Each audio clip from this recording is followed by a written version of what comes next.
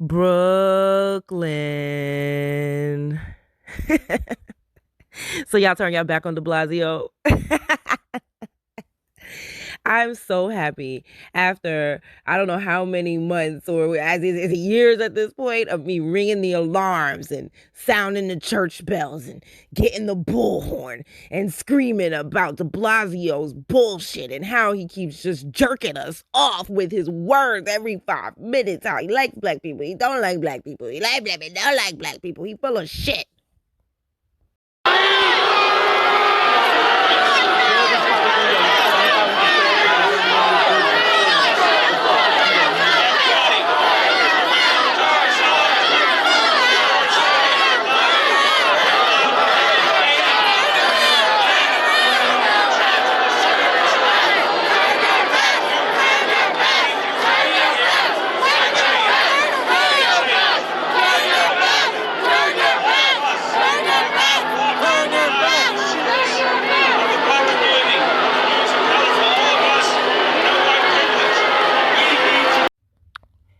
While they was booing him and turning their backs on him, I want you to take a look at his wife's face. That plantation prop he brings out. We not fooled by her no more. Look how she look. Sleeping with the oppressor must cancel out all the melanin, which serves her right. She shouldn't partake in any of the benefits of being black. Sitting there sleeping with a man who would turn his back on us the way he has. That's why they turn their back on you too. Plantation mammy. De Blasio backs NYCHA hiring of cop in Abner Louima case.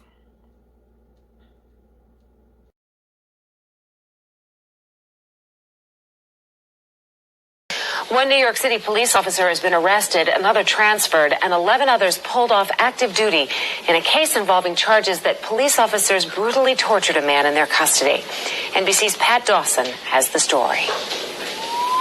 In a city not easily shocked, it was a stunning charge, an incident of incredible brutality. If as alleged, this is an inhumane act by people who are criminals. And who are also police officers. The victim, a 25-year-old Haitian immigrant, was beaten severely, then sodomized with a toilet plunger. After 5 days, he was finally able to speak publicly about a horrifying ordeal.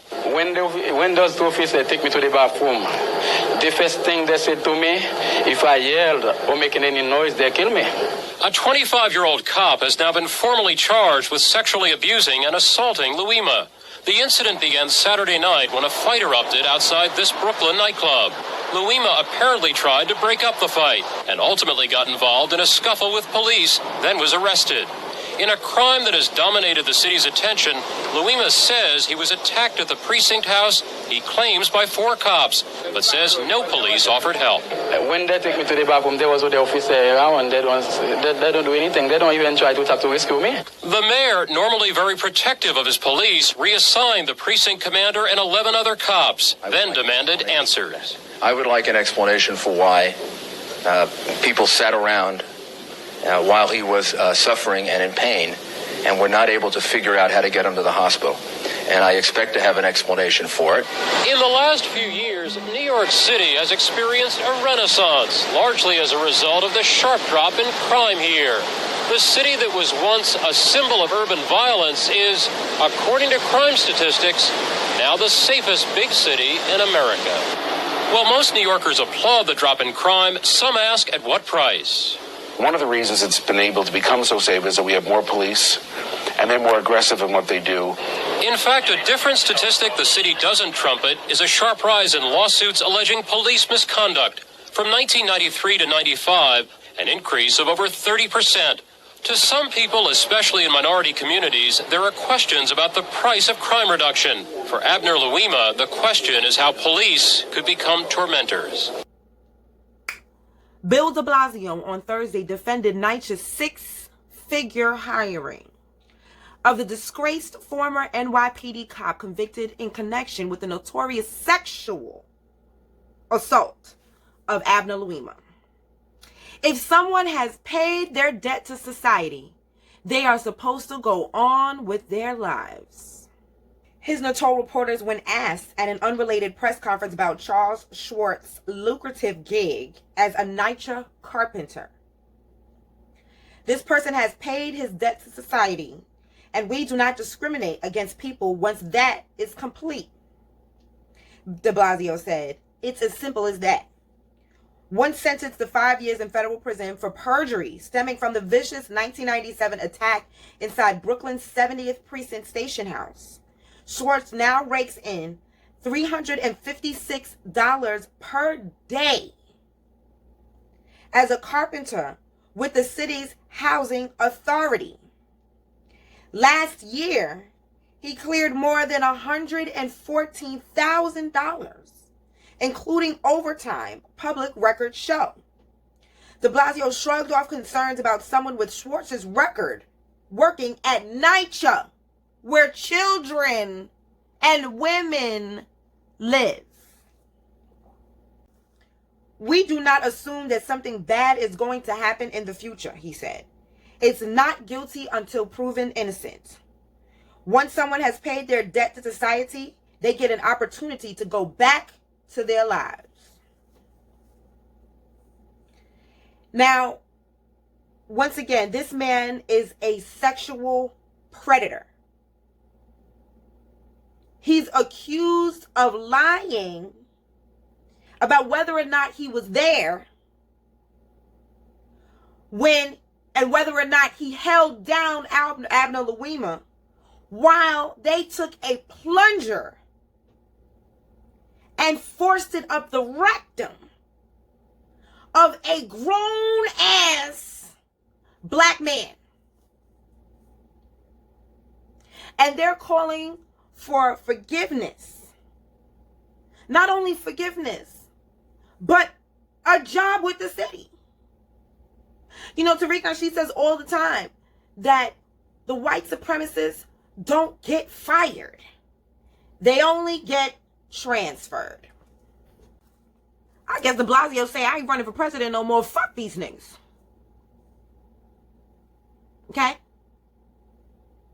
What happened to all of that talk? He was so sad about what happened in the Eric Garner case. He wished he could have done more. He, broken hearted. He's bleeding. What happened to all that? Huh? So, we already see what's going to happen in the Pantaleo case. Because he's suing to get his job back. I remember when this happened. I remember being a naive child. I remember my parents having to explain words to me like sodomy. I remember for the first time really getting a view of what black life in this country really was. Because I'm a kid. I was going to school, paying attention about grades, trying not to get T's in school. When you hear that one, people could do this to another person, and two, that the reason they did it is because he is black like you. I keep explaining to y'all the different things that left impressions on me as a child. And this here case is one of them situations. Bill de Blasio, you should be ashamed of your fucking self. This man shouldn't be allowed to be around any children. He should be labeled a sex offender. Where the fuck is Me Too? This man stood by while they raped another man. And now you're going to have this man now rolling around in black housing, because they're not going to put him in none of the housing that's not black people, because please believe, I've been to a couple of them. There's housing that has people that are not black in New York. They're not going to put him in one of them. They're not going to put him in one of them. So now he's going to be in and out of your apartment with your kids, doing woodwork, carpentry, all while getting paid $114,000 a year.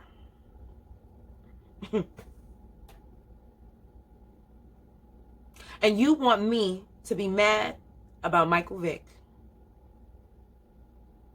You, and on the flip side, y'all black people want me to forgive these fucking racists.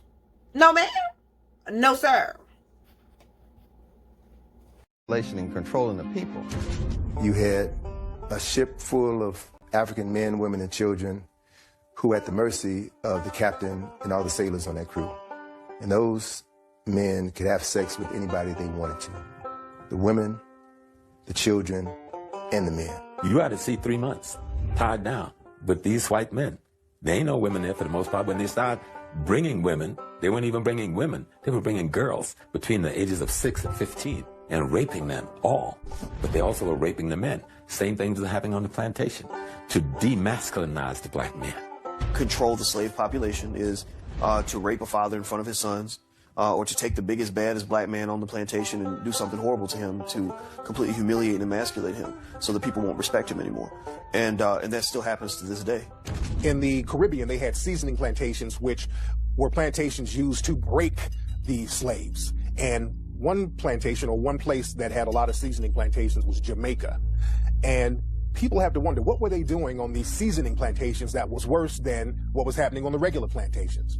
Well, one thing that they were doing on these plantations, especially in Jamaica, they were doing a process called buck breaking, where the white supremacist slave owner or the white supremacist overseer would literally rape black men in front of the whole black population in order to break his spirit, in order to break him down as a man, in order to show dominance against him, in order to show the rest of the black population that this is not your leader. I just made your leader submit to me sexually. And this happened a lot in Jamaica. This is why homosexuality is so looked down upon in Jamaican culture today. And it was a way primarily of cutting down those who would rebel. In other words, it was a matter of power and control and domination. And they would call it buck busting, but it was really butt busting. Slavery continued until 1865 for about 2 generations, right? So how do you reconcile that? You can no longer bring in Africans, but you still have the business of slavery. So they still needed Africans to do the work down south, especially after the cotton gin was invented. So you had the creation of breeding farms. 2 of the largest slave breeding farms in the United States were on the eastern shore of Maryland and right outside of Richmond, Virginia. They literally bred black people like cattle. They would have a strong black man have sex with a healthy black woman. That woman could be his mother, his sister, his aunt, his cousin. It didn't matter, because the end product was produce a child that I can sell, bodies that I can sell and ship down to Mississippi, Alabama, Georgia, South Carolina, North Carolina. It was a business.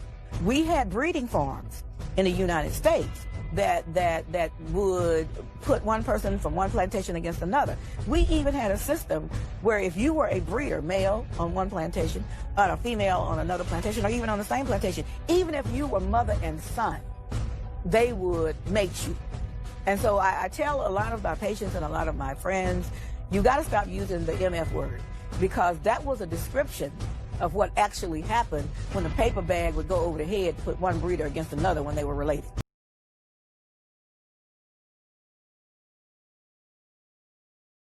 I remember years ago when white females would come to me and say, you do a lot of talking, and so you probably want to become a part of the feminist movement. And I said, no, my energies are directed towards solving the problem of racism, white supremacy.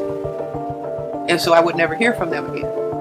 But the perception of the black male as threat, what they don't talk about is the threat that he has the genetic apparatus that can cause white genetic annihilation. Now, if we talk about that, then we understand why we have to kill him when we feel like it, incarcerate him forever when we feel like it, make certain that black male children don't have father guidance, that they grow up effeminized, and then we don't have to worry about that.